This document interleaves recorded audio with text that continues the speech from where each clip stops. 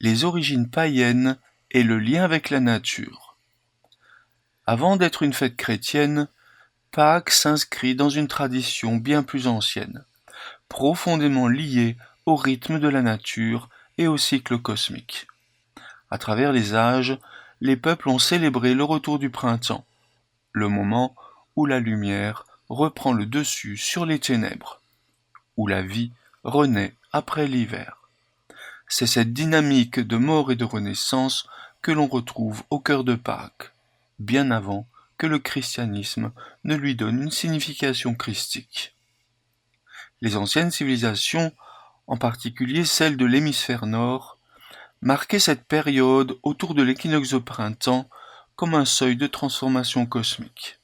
Le soleil, vainqueur des ténèbres hivernales, devenait symbole de vie, de fécondité, de renouveau. Rudolf Steiner souligne que les fêtes du printemps ont toujours été, dans les anciens cultes païens, des fêtes de la nature, des célébrations du réveil de la terre.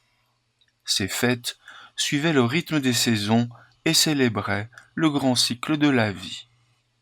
Cependant, si le christianisme a intégré ces rythmes naturels dans la date mobile de Pâques, déterminée par l'équinoxe de printemps et la pleine lune suivante, il leur a donné un tout autre contenu.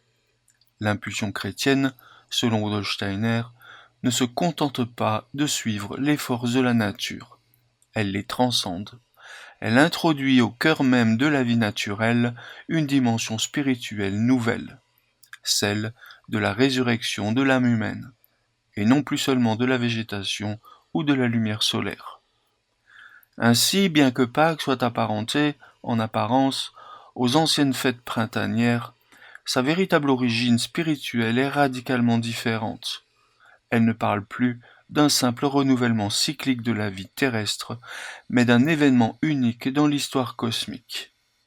L'irruption du divin dans le devenir humain à travers la mort et la résurrection du Christ. Rudolf Steiner insiste, il ne faut pas confondre la résurrection du printemps avec celle du Christ. La première est répétitive, la seconde est fondatrice. Les conséquences de cette distinction sont majeures. Alors que les fêtes anciennes renvoyaient l'homme à son appartenance à la nature, à son lien avec les forces telluriques et solaires, la fête de Pâques chrétienne l'arrache à cette circularité pour l'introduire dans un mouvement ascendant vers l'esprit. L'homme n'est plus un simple témoin des forces naturelles.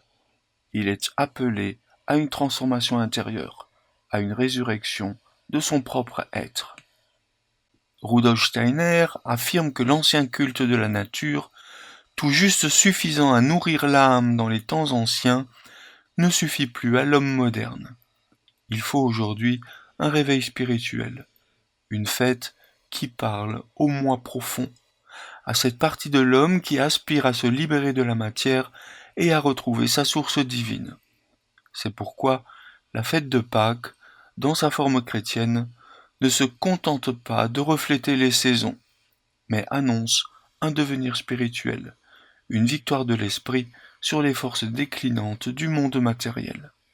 En somme, Pâques naît d'un fond païen naturel, mais s'en détache radicalement dans sa version chrétienne.